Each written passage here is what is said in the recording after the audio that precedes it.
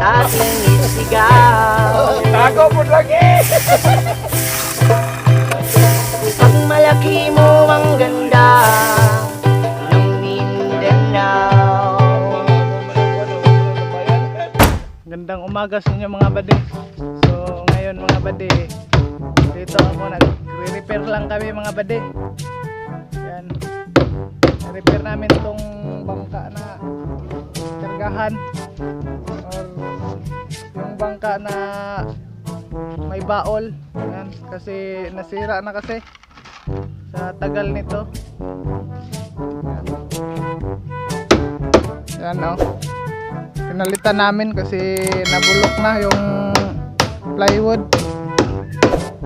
Yan, kailangan talaga pag maglagay ka ng plywood dyan, kailangan may clip para hindi siya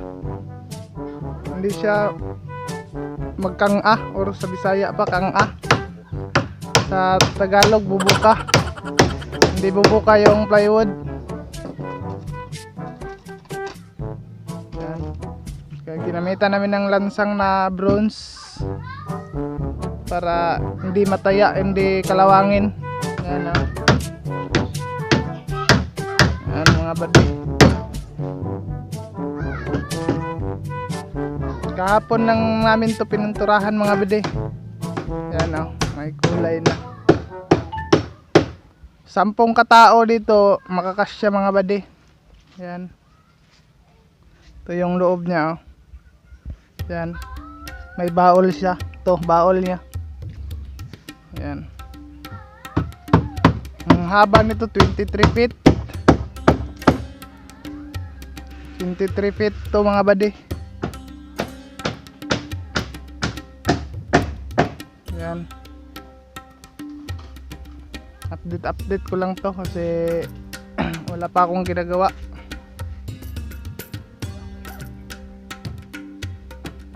Mga bade. Malakas to tumakbo mga bade, basta yung makina mo lang ay malaki, yung 16 kabalyos yung ilalagay mo dyan, 16 kabalyos para malakas. Kasi yung makina na maliit yung ilalagay mo dito, yung tag 6 kabalyos, 7 kabalyos, mahina siya kasi mabigat to. Kailangan talaga malaki yung makina nito para malakas. Marami tong kakarga mga bade. Yung mga dito namin kinakarga yung mga tubig na iniigib namin sa kabilang lugar.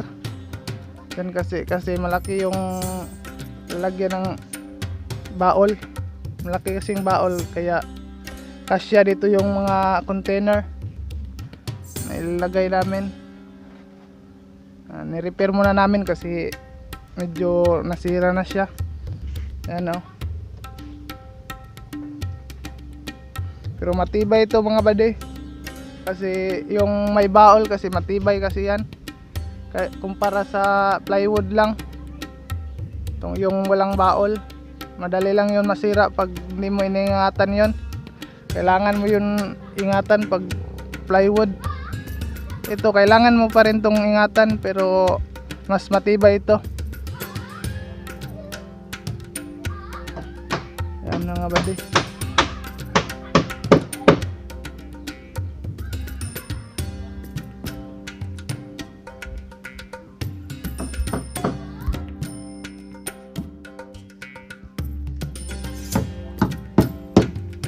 Kailangan pa tong pinturahan mga bade.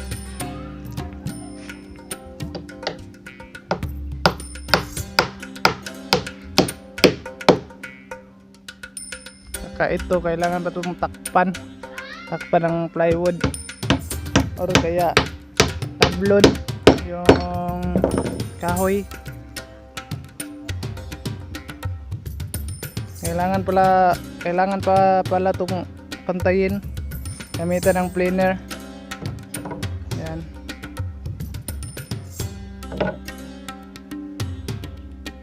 Parang di kasya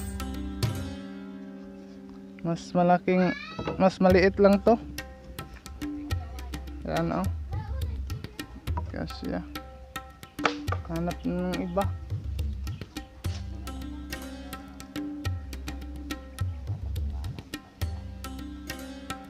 Yan. Repairing time. Yan, oh, yung clip namin. PC lang yung gamit. Kasi walang barina. Or clamp. Clamp pala. Barina kasi magkakaalam ko doon. Clamp. Ito yung gamit namin na clamp. Oh, PC lang.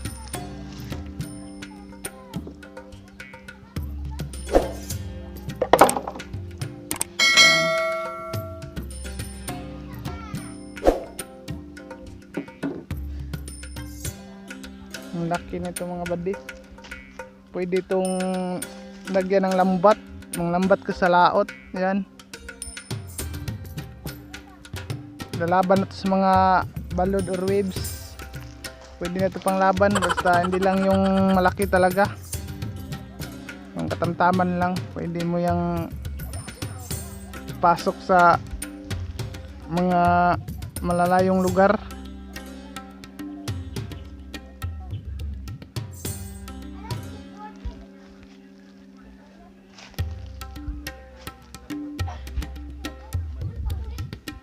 Ito kasi yung ginagamit namin na pang repair ng paugmad, yung kargahan namin ng banata or net tulad ng ganito, oh.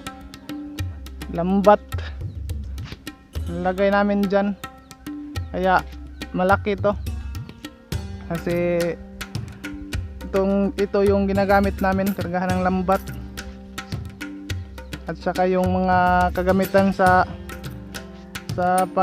paggawa ng baklad or bunsod.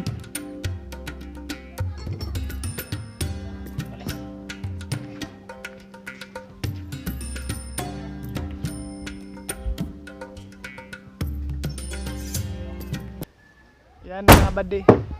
So ngayon mga buddy, maglalakad-lakad lang muna ako kasi wala pa akong magandang content. Mayroon akong ginagawang bangka na vlog mga buddy, pero hindi pa yun natapos kasi wala pang gamit.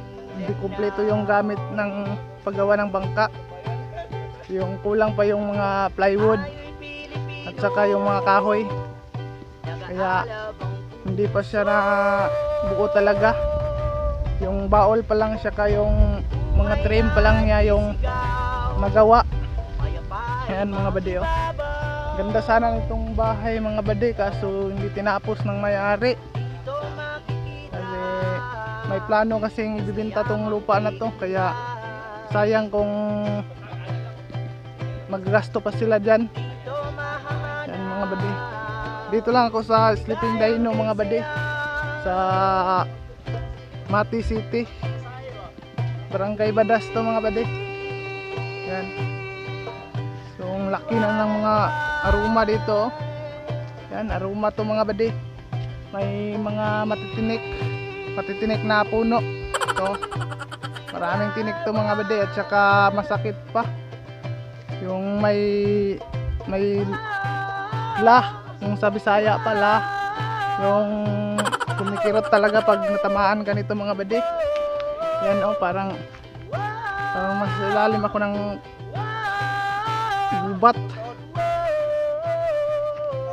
kasi yung daanan namin natabunan na ng mga puno ng aroma.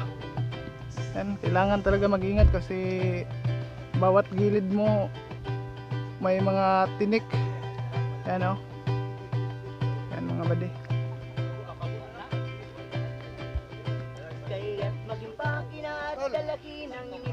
Yan, lakad-lakad lang muna tayo mga buddy. Kasi inirelax ko muna yung utak ko. So mga buddy, papakita ko yung short clip ng ginawa namin na bangka ngayon, yung Lisagwan to mga buddy. Yan, oh.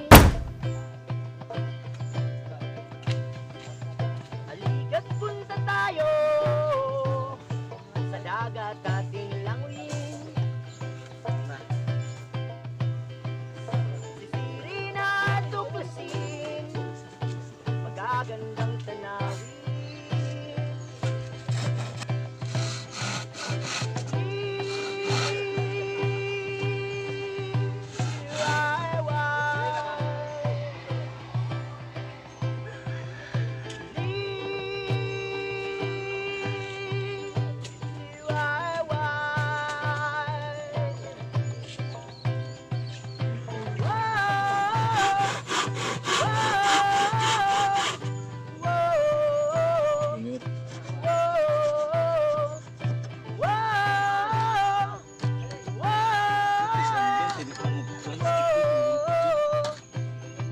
Yun yung ginagawan ko ng vlog ngayon mga bade.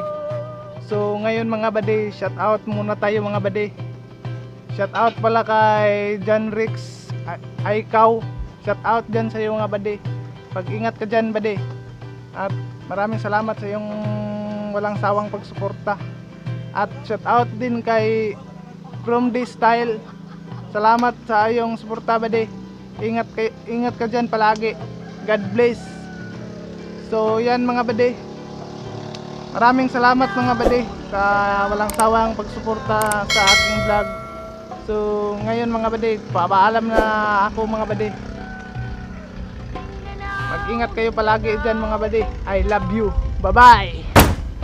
Tayo'y Pilipino, nag-aalab ang